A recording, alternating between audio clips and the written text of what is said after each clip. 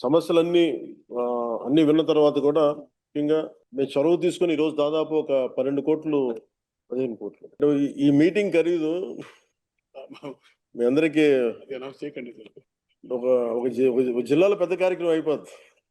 కానీ మన పంచాయతీ మీద ఎంత అంటే మీరు ఇంత ప్రేమగా వచ్చారు, అందుకని ఆ 12 కోట్లు నుంచి ఒక 15 కోట్ల రూపాయలు, ఆ 15 కోట్లు ఓవరాల్ గా మీరు అడిగిన పనులన్నిటికీ కూడా కలిపి గ్రామ అభివృద్ధి పనుల కొరకు 15 కోట్లు మంజూరు చేయడం జరిగింది. మీరు అడిగిన ప్రతిదానికి ముందుకు తీసుకెళ్తా ఉన్నాం. దీంట్లో 14 సిసి రోడ్లు, 4 drains, dhobi ghat, bus shelter, school compound wall, tank పునరుద్ధరణ, నీటి కాలువల డీసిల్టింగ్, 2 శ్మశాన వాటికలో సదుపాయాలు, మరి ఇవన్నీ మీరు చెప్పిన అన్నిటికీ 15 కోట్లు మనకి మీకు మంజూరు చేస్తున్నాం. దీనికి గౌరవ మంత్రివర్యులు అచ్చెన్నాయుడు గారికి మనస్ఫూర్తిగా ధన్యవాదాలు తెలుపుకుంటా ఉన్నాం. అలాగే అధికారులు అందరికీ కూడా పేరు పేరున ధన్యవాదాలు తెలుపుకుంటాను. ఈ కార్యక్రమంలో పాల్గొన్న కింజరపు అచ్చెన్నాయుడు గారికి, టెక్కలి శాసనసభ్యులు, గౌరవ మంత్రివర్యులు, అలాగే పంచాయతీరాజ్ మరియు గ్రామీణాభివృద్ధి శాఖ ప్రిన్సిపల్ సెక్రటరీ శ్రీ శశిభూషణ్ గారి సార్ కూడా మనస్ఫూర్తిగా నా ధన్యవాదాలు తెలుపుతా ఉన్నాను. అలాగే శ్రీకాకుళం జిల్లా కలెక్టర్ శ్రీ స్వప్నిల్ దినకర్ పుణ్కర్ గారికి కూడా నా ప్రత్యేక ధన్యవాదాలు. అలాగే పంచాయతీరాజ్ కమిషనర్ శ్రీ కృష్ణతేజ గారికి,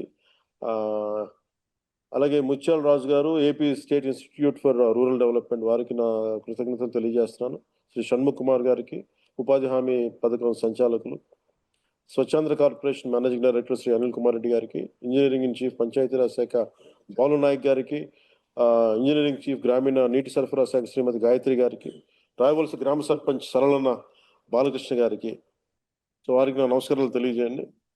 డబ్బులు ఇవ్వగలిగాం, కానీ నేను మీ నుంచి ప్రత్యేకించి ఈరోజు కోరుకుంటుంది, మన ఊరు అభివృద్ధి చెందాలంటే ఇప్పుడు మనం రోడ్లు కట్టగలం, లేదంటే కాంపౌండ్ వాల్ కట్టగలం, కానీ ఆకతాయిల్ని నిలువరించాలంటే మీరు బాధ్యత తీసుకొని మీరందరూ ఊరి నుంచి ఏకతాటిపైన గట్టిగా గొంతు ఎత్తకపోతే అది తప్పదు. అంటే నేను నా ఉద్దేశం ఏంటంటే, మీరు రోడ్లు కట్టిన మన వాళ్ళు కాంపౌండ్ వాళ్ళు కట్టినంత మాత్రం ఆకతాయిలు ఏం మారరు.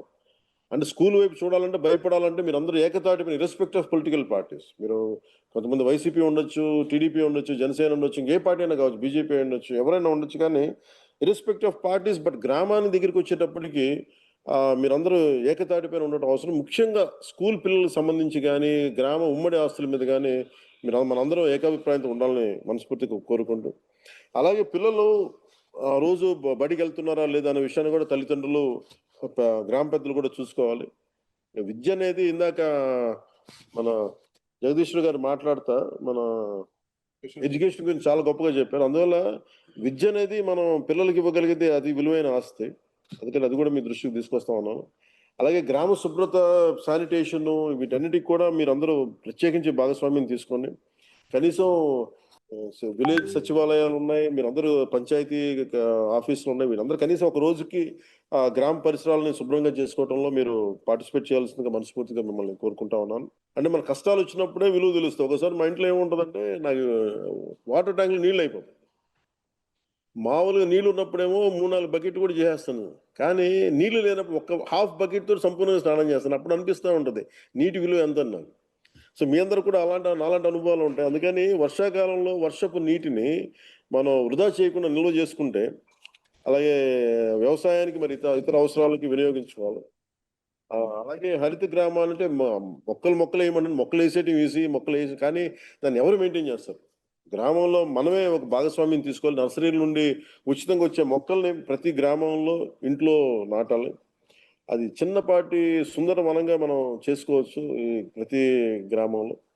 అలాగే ముఖ్యంగా పిల్లలు ఆడుకోలేకపోతున్నారు, బయటికి వెళ్ళి ఎంతసేపు సెల్ ఫోన్లో, టీవీలో ఆగిపోతున్నారు. అందువల్ల ప్రత్యేకించి మీ అందరికీ కూడా ఖాళీ స్థలాలను గుర్తించి వాటికి పిల్లల్ని ఆడుకునే అభివృద్ధి స్థలాలుగా చేయాలి అనేది ఉంది. అది మీరందరూ కొంచెం చొరవ తీసుకుని ఆ దిశగా వెళ్ళండి. మా నుంచి ఎలాంటి సహకారం కావాలో నేను ముందుండి మేము నడిపిస్తాను. మీకు గుర్తుండి ఉంటుంది, నన్ను చిత్తూరు జిల్లా మన రాజంపేటలో ఒక చోట అడిగితే, రైల్వే కోడూరులో, నేను వెంటనే అక్కడ కనీసం మనకి 300 ఎకరాలంత భూమి ఉంది. ఇక్కడ అసలు సెంటు భూమి లేదు అక్కడ రైల్వే కోడూరు. సో నేను 1 ఎకరం, 1.5 ఎకరం కొని వాళ్ళకి స్కూల్ కోసం నేను పంచాల్సి వచ్చింది. సో నా దగ్గర అంత డబ్బు లేదు. కానీ మనకున్న పొలాన్ని, మన ప్రభుత్వ భూముల్ని ఖచ్చితంగా పిల్లలకు ఉపయోగపడేలా ఖాళీ స్థలాలకి, ఎందుకంటే దేహదారుఢ్యం చాలా అవసరం పిల్లలకి. వయసు వచ్చిన ఆడబిడ్డలకి ఇంతమంది తల్లులున్నారు, అక్క చెల్లెలున్నారు, ఆడపడుచులున్నారు. మన బిడ్డల్ని, మన ఆడబిడ్డల్ని మనం రక్షించుకోలేని పరిస్థితిలో మనం ఉండటం నిజంగా చాలా బాధాకరం. అందుకని ప్రతి ఒక్కరు కూడా, యువకులు గాని, అందరూ కూడా, పెద్దలు గాని, ఆడబిడ్డలకి గ్రామ సమాజం రక్షణ కవచంలా నిలబడాలి. దయచేసి మీరు దాన్ని దృష్టిలో పెట్టుకోండి. అవసరమైన భద్రతా చర్యలు గాని, మరి అవగాహన కార్యక్రమాలు గాని మీరు నిర్వహించండి. దానికి సంపూర్ణ సహకారం అందిస్తాం. అలాగే ఊరి నుంచి ఉన్నత స్థాయి చేరిన వారు తన గ్రామాన్ని మరవకూడదు. ఎక్కడో విదేశాల్లో ఉండేవాళ్ళు, ఇప్పుడు మన గౌరవ ముఖ్యమంత్రి గారు కూడా ఏం చెప్తున్నారంటే, ప్రతి ఒక్కరిని అడాప్ట్ చేసుకోండి. మన ఇండస్ట్రియలిస్టులు ఉన్నారు, పారిశ్రామికవేత్తలు. ఈ రాష్ట్రం నుంచి మీరు లబ్ధి పొందారు కాబట్టి ఎవరినో ఒకళ్ళని మీరు తీసుకొని కొంత దత్తత తీసుకోమనే కార్యక్రమం ఉంది. అలాగే ప్రతి ఊరి నుంచి ఉన్నత స్థాయికి చేరిన వారు మన గ్రామాలను మర్చిపోకూడదు. ఇప్పుడు నేను కూడా ఎందుకు మీకు ఇంత నిలబడి మాట్లాడుతున్నానంటే, నా నేల నాకు జీవనాన్నిచ్చింది. ఈ నేల నాకు అన్నం పెట్టింది. ఈ నేల నాకు బతుకునిచ్చింది. అలా నేల కోసం చేయడానికి నేను నా వంతు బాధ్యతగా నేను నిర్వహిస్తా ఉన్నాను. అలాగే మన ఊరు నుంచి వెళ్ళిన వేరే గ్రామాల్లో, వేరే ఊళ్ళలో ఉన్న ప్రతి ఒక్కరికి కూడా ముఖ్యంగా మన టెక్కల్ నియోజకవర్గం, రాఘవలస పంచాయతీ నుంచి వచ్చిన ప్రతి ఒక్కరు కూడా తిరిగి మన గ్రామం వైపు చూడవలసిందిగా నేను కోరుకుంటా ఉన్నాను. గ్రామాభివృద్ధిలో వారు కూడా వారి వంతు పాత్ర పోషించాలి. అదే నిజమైన అభిమానం. తద్వారా దేశానికి సేవ చేసినట్టు అవుద్ది. చివరగా నేను ఒక్కటి చెప్పాలనుకున్నాను. ఒక్కొక్కరి అంటే మీ అందరి భాగస్వామ్యం చాలా కీలకం. ఈ రోజున 350 మంది ఉండుండొచ్చు, కానీ 3500 మంది భాగస్వామ్యం చాలా కీలకం. దాని ఉంటే మీరు అభివృద్ధి దిశగా ముందుకు సాగుతుంది. మనందరం కలిసికట్టుగా పనిచేస్తే రావి వలస గ్రామం రాష్ట్రానికి ఆదర్శ గ్రామంగా కాకుండా ఆధ్యాత్మిక పంచాయతీ కూడా నిలుస్తుంది. అది మీ అందరి సహకారంతో మనం ఆశించిన అభివృద్ధిని తప్పకుండా సాధించగలం తెలియజేసుకుంటూ, యోగా డే వస్తుంది. మనకి ఇంటర్నేషనల్ యోగా డే 21 జూన్ 2025. ప్రధానమంత్రి గారు వైజాగ్ వస్తా ఉన్నారు. దీంట్లో మనం ఏంటంటే, నిన్న ముఖ్యమంత్రి గారు మాట్లాడుతూ చాలా కార్యక్రమాలు చేస్తా ఉన్నారు మేము అందరం చేయమని. సో మనం 25వ రోజున మీరు కూడా పిల్లలు కానీ, మీరు కానీ, అంటే నేను అడిగాను మొన్న ముఖ్యమంత్రి గారిని, అడుగుతా ఉంటే ఆసనాలు అంటే, ఇప్పుడు నా దగ్గర వక్రాసనాలు, చక్రాసనాలు చేయాలంటే మా అందరికి నడువులు పోయినాయి కదా, ఎలా చేయాలని. లేదు దాని గురించి ప్రత్యేకమైన ఆసనాలు ఉన్నాయి.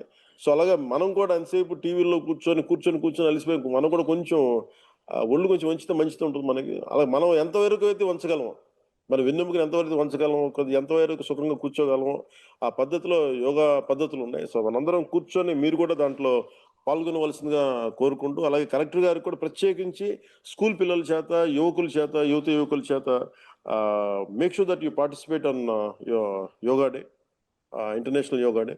అందుకని ఒకసారి మీ అందరికీ తెలియజేసుకున్నాను. ఒక్కోసారి మరోమారు రావివలస పంచాయతీ ప్రజలందరికీ కూడా మనస్ఫూర్తిగా ధన్యవాదాలు తెలుపుకుంటూ, వచ్చిన ఆడపడుచులకి, అక్క చెల్లెలకి, పెద్దలకి, మేధావులకి అందరికీ ధన్యవాదాలు తెలుపుకుంటూ సెలవు తీసుకున్నాను.